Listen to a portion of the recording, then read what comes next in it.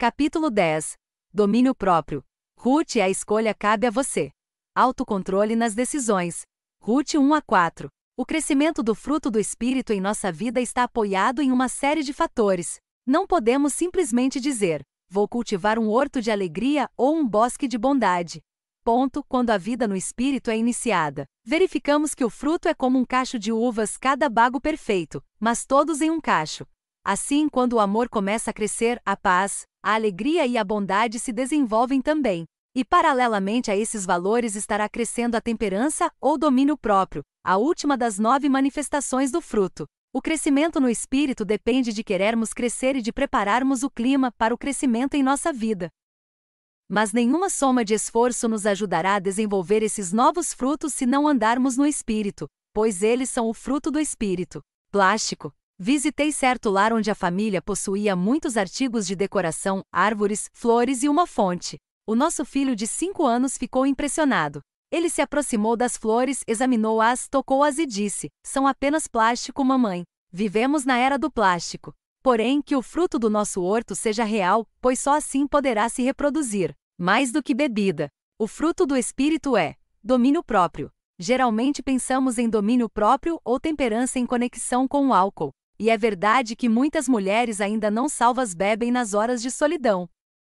Elas necessitam de ajuda. Muito se tem escrito acerca do problema do alcoolismo entre as mulheres. Quanto a esse assunto, temos de ensinar os filhos que aquele que não toma a primeira taça jamais ocupará o túmulo de um ébrio. Porém, esse é apenas um aspecto da vida diante do qual necessitamos de domínio próprio. Para nós, a palavra temperança adquire muitos outros significados. Ela significa autocontrole, ou seja, força interna para controlar os impulsos, governar os desejos e guardar as atitudes e paixões. Para sermos realmente nós mesmas, precisamos controlar nossas decisões.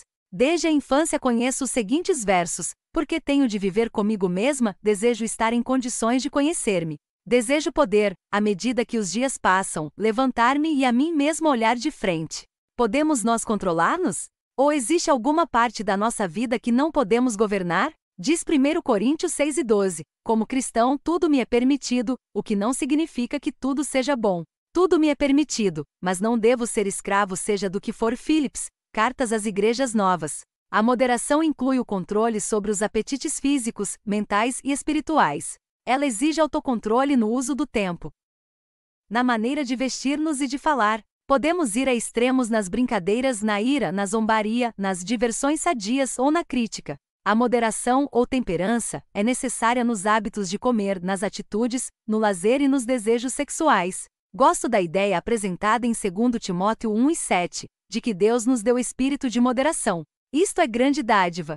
Com moderação ou temperança podemos fazer as escolhas certas e governar os pensamentos e impulsos. Deveríamos dar graças a Deus todos os dias pelo uso equilibrado de nossas faculdades mentais. A liberdade de tomar decisões é privilégio do cristão, o que lhe desenvolve o caráter. Xantipa, mulher de Sócrates, tinha mau temperamento. Alguém perguntou ao filósofo por que ele não ensinava a esposa. Sócrates respondeu: meu objetivo na vida é dar-me bem com as pessoas. Escolhi Xantipa porque sabia que se pudesse viver bem com ela, poderia viver bem com qualquer pessoa. Ele escolheu para si mesmo um desafio. Porém, nossa tendência é evitar aqueles com os quais termos dificuldades de conviver. É mais fácil gostar daqueles que se nos assemelham. Se outra mulher faz as coisas de modo diferente do nosso, nós a achamos esquisita. No capítulo 2 de Tito há um estudo sobre a bondade. Examine-o bem e veja como ele também é aplicável ao autocontrole. Seu tempo. O tempo é a matéria de que a vida é feita, disse Benjamin Franklin. Como é que você conta o tempo? Necessitamos de esforço consciente a fim de usá-lo com sabedoria e não desperdiçá-lo. Mantenha, ao lado da sua Bíblia, um lápis com que anotar o que Deus lhe falar através da palavra. Leia bons livros e encha a vida com ideias positivas. Aprenda a fazer crochê, a cuidar de flores ou a tocar piano. Desenvolva novas habilidades. Precisamos controlar o nosso dia. Costumo relacionar as tarefas que tenho de cumprir cada dia, mas às vezes a noite chega e minha lista ainda está cheia. Acontece isto com você? Frequentemente nos ocupamos de coisas menos importantes. Precisamos também controlar o tempo dedicado ao telefone. Mantenha por perto sua cesta de costura. Conserte as barras das bermudas, pregue aqueles botões que caíram. Mantenha em ordem as roupas da família. Torne produtivos os momentos que você normalmente perde andando de automóvel, conversando no telefone ou assistindo televisão. E lembre-se de que a televisão tem um botão de controle. Há programas hoje que não valem o tempo gasto com eles. Há outros que nem deveriam entrar em nossos lares. Os programas vulgares, grosseiros que fazem rir das coisas sagradas, que fazem chacota daquilo que deve ser respeitado, são indignos da nossa atenção. Devemos exercer autocontrole e acionar o botão de desligar. Contentamento. Lemos em Filipenses 4:11, aprendi a contentar-me em toda e qualquer situação. Ninguém nasce contente. Tão logo o bebê acaba de nascer, sua cabecinha se move, sua boca faz movimentos de sucção e suas mãos agarram. Todos nascemos com o instinto de buscar e agarrar. Porém, devemos aprender a contentar-nos com o pouco ou com o muito, saciadas ou famintas. Muitas mulheres censuram, queixam-se, resmungam e se inquietam. Mas devemos governar as nossas atitudes. A nossa família aprendeu a se contentar com ruas de cascalho, cabanas e água corrente mesmo quando tínhamos de correr para buscá-la. Tínhamos as mãos e orelhas rachadas, mas o contentamento fazia a diferença. Seja inteligente no uso do dinheiro.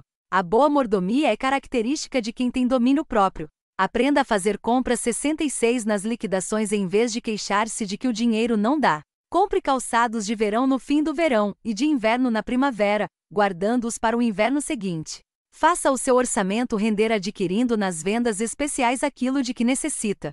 Procure sempre as boas marcas. Geralmente elas duram mais. Você pode vestir-se bem e ainda ter algum dinheiro extra para as missões. Compro camisas durante as vendas de liquidação de estoque depois do Natal. Percebo que Deus me guia nesses modos práticos de melhor mordomia. Não desperdice. Se você tem sobra de pão, torre-o no forno acrescentando-lhe algum tempero, faça o seu próprio complemento para a salada. Tenho visto que algumas mulheres jogam fora todas as sobras de pão e depois compram pacotes de cubinhos de pão torrado. Ensine os filhos a fazer bom uso do dinheiro. Eles podem também aprender a aparar a grama, levar o lixo para fora, varrer a garagem e lavar o carro, porque os filhos são parte da família. Pequenas tarefas podem do mesmo modo ser vinculadas à mesada semanal deles. Diz Provérbios 10:22, a bênção do Senhor enriquece e não acrescenta dores. Tome tempo para rir. Mantenha em seu lar o senso de humor. O coração leve e o riso frequente ajudarão você a vencer muitos problemas. Lembra-nos 1 Timóteo 6:6, de fato, é grande fonte de lucro a piedade com o contentamento. Controle da língua. 1. Tiago 3:2-11, quem pode domar a língua? Ela acende uma grande fogueira. Não fale tudo o que lhe vem à mente. Aprenda a calar-se. 2. Provérbios 16:32, melhor é o longânimo do que o valente, e o que governa o seu espírito do que o que toma uma cidade. Domine-se. 3. Provérbios 17:1, é melhor comer pão seco e viver em paz do que comer filé diariamente numa casa onde só existe briga e discussão. Bíblia Viva. 4. Provérbios 15:17, é melhor comer um prato de verduras e ter paz na família do que ter filé em todas as refeições num lar cheio de ódio. Bíblia Viva. 5. Provérbios 15:1-4, a resposta branda desvia o furor, mas a palavra dura suscita a ira. Uma língua saudável é árvore de vida. 6. Provérbios 16:23 e 24, o coração do sábio instrui a sua boca, e os seus lábios promovem a instrução. Favo de mel são as palavras agradáveis, doçura para a alma e saúde para os ossos. Muitos estão interessados nos alimentos para a saúde. Castanhas, grãos especiais, arroz integral, açúcar mascavo, etc. Porém, a palavra de Deus nos diz que o melhor alimento para a saúde é guardar as nossas palavras e os nossos pensamentos. Viver lá em cima com os santos que amamos, isso será a glória. Mas viver cá embaixo com os santos que conhecemos, essa é outra história. Banqueta de 3 pernas. O casamento é como a banqueta de 3 pernas. Envolve nossa natureza espiritual, emocional e sexual. Para que a banqueta fique em pé, as 3 pernas devem estar em equilíbrio. A primeira instituição criada por Deus foi a família. Para criar a mulher, ele tomou um osso próximo do coração de Adão, para que Eva fosse amada e acariciada de sob seu braço, para que ela fosse protegida e se sentisse sua igual. Não do pé, para que Eva não fosse por ele pisada, nem da cabeça, para que ela não tentasse dominar e subjugar o homem. O plano de Deus é bom. Temos uma natureza sexual que deve ser satisfeita no casamento. O sexo não deve ser objeto de chacotas, nem deve ser aprendido em becos escuros, mas mediante amor franco e participativo que completa toda a nossa natureza. Devemos adotar método saudável com relação ao sexo. E como pais, somos responsáveis pelo ensino da pureza do sexo em nossos lares. Como mulheres cheias de graça, devemos cuidar do nosso vestir, dos nossos movimentos e do nosso assentar. Devemos ser discretas em todos os aspectos da conduta, sem provocar tentação no coração dos homens através do olhar. Também temos a responsabilidade de ensinar às nossas filhas tudo o que se relacione com o decoro pessoal. Luta para manter a linha. Apenas uma palavra sobre o domínio próprio à mesa. Acho que as mulheres da nossa igreja são conhecidas como as melhores cozinheiras do mundo. Temos viajado por muitos lugares. Tenho amigas suecas que fazem deliciosos biscoitos de chocolate recheados de nozes, cerejas e chantilly. Tudo isso nos apetece. Mas como os nossos corpos são o templo do Senhor, temos de ser moderadas no comer. Que dizer da pessoa que, tendo delicada vesícula biliar, come amendoins, arenques, pizzas e pimenta? Ela come estas coisas e depois diz: o pastor orará por mim. Tal pessoa está tentando o Senhor. Este é um dos aspectos fundamentais em que temos de pesar o nosso progresso no autocontrole. Devemos controlar tanto o comer como o beber. Escolho você e o seu Deus. A história de Ruth começa em um país estrangeiro. Noemi e Elimeleque se tinham mudado para Moabe devido à grande fome, e entre os moabitas iniciaram um novo lar. Os filhos de Noemi casaram-se com moças moabitas e viveram em Moabe durante 10 anos. Foi então que Noemi sofreu grande golpe, ficou viúva. E em seguida seus 2 filhos morreram. A vida se tornou difícil para as 3 viúvas. Talvez tenham vendido seus presentes de casamento para saldar dívidas e reduzido o estilo de vida. Finalmente, vendo que sofreriam privações cada vez maiores, Noemi resolveu voltar para a terra de Judá. As noras permaneceram ao seu lado, porém Noemi as estimulou a deixá-la e voltarem para o meio do seu povo. Que fariam juntas 3 viúvas? Então Orfa beijou Noemi e decidiu voltar para sua própria religião, costumes e povo. E a Bíblia não fala mais nada a seu respeito. Porém Ruth disse: Mãe Noemi, eu resolvi acompanhá-la. Seu país e seus costumes serão os meus. Aonde a senhora for, eu irei também. O seu povo será o meu povo e o seu Deus será o meu Deus. Que teria Ruth visto em sua sogra para que tomasse tal decisão? Não era preguiçosa. Após chegar ao país de Noemi, Ruth tomou para si a tarefa de arranjar sustento para ela e a sogra. Logo de manhãzinha já estava nos campos recolhendo o que sobrava das colheitas. Ela não tinha medo do trabalho pesado. Os outros notavam que ela estava ali desde cedo até tarde sem descansar. Quando entrava em casa à noite, esvaziava seu avental e dizia: Veja, Noemi, quase um barril cheio de grãos hoje. Se você quiser ilustrar essa história, pegue um avental para indicar trabalho, e um chalé preto para indicar que se trata de viúva. Ponto. Você também gosta de trabalhar. Ou só gosta mesmo de ficar perto do relógio de ponto esperando ansiosa pelo sinal a fim de marcar o cartão e ir-se embora? Você serve generosamente às pessoas? Rebeca é outra moça da Bíblia que sabia trabalhar. Esse fato fez dela a esposa de Isaque. Guia nossos passos. Noemi perguntou: Onde respigou você hoje? No campo de Boaz. Ele falou comigo. Ah, respondeu Noemi. Isso é maravilhoso porque ele é nosso parente. Deus está guiando nossos passos. Lembra-se de que oramos hoje de manhã e confiamos os nossos passos e o dia aos cuidados de Deus? É possível que Boaz resgate o título de propriedade de nossa terra.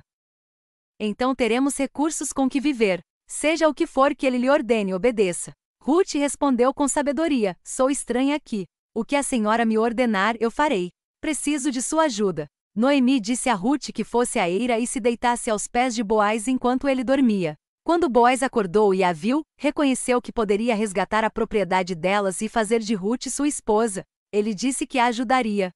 A cerimônia foi interessante. Boaz chamou outro parente mais próximo perante o tribunal civil de 10 anciãos. Esse parente disse que os seus filhos e a esposa não entenderiam o fato de ele receber a moabita juntamente com a propriedade.